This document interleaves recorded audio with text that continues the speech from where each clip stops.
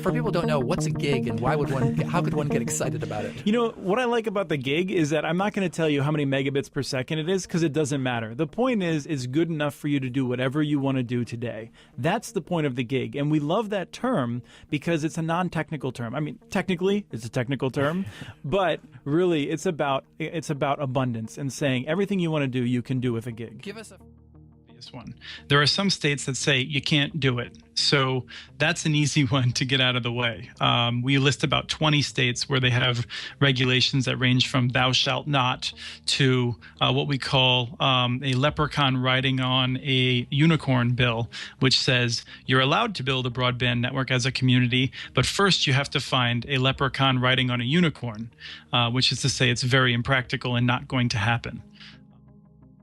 Well, I think I want to start with a brief anecdote, which is the mayor of Lafayette, Louisiana, and as ardent a Republican as you'll ever find, someone who ran multiple businesses on his own before going into being mayor and then building an incredibly fast fiber optic network for his city, said, you know, I'm from the private sector. I know the private sector. The telephone and cable companies are not the private sector. These are companies that have depended on government handouts for years, decades in some cases, government-enforced monopolies until we decided to toss out that policy approach.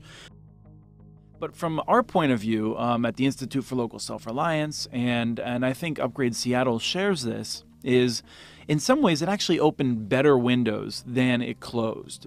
Because if the city built the network in that way, for the next 5 years, it would be focused on cash flowing the network. I think it's time to really focus on equity. I mean, Seattle's been a national leader on this, and so I think you pick a neighborhood or a couple. The city should be figuring out what way it wants to move forward with using its fiber assets.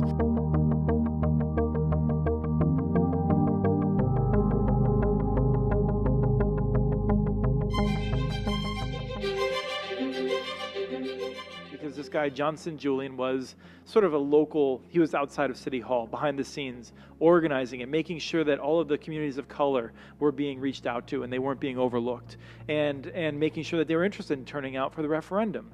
And they went to the political parties, and both the Democrats and the Republicans endorsed it and led get out the vote drives. If you have political parties that know how to get out the vote and you're having a referendum, that's huge.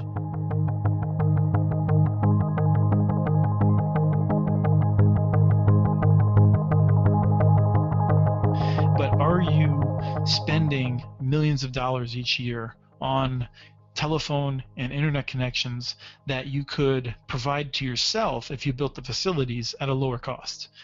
And we see this in many cases, and Lisa, I can't even imagine the number of stories you've written at this point that started off with, why did the community build the network? Well, they looked at what they were getting from the private sector for leasing, and they realized that they could have 10 times or 100 times the capacity at a fraction of the cost, and have the certainty that over the course of coming years, their prices were not going to raise very much.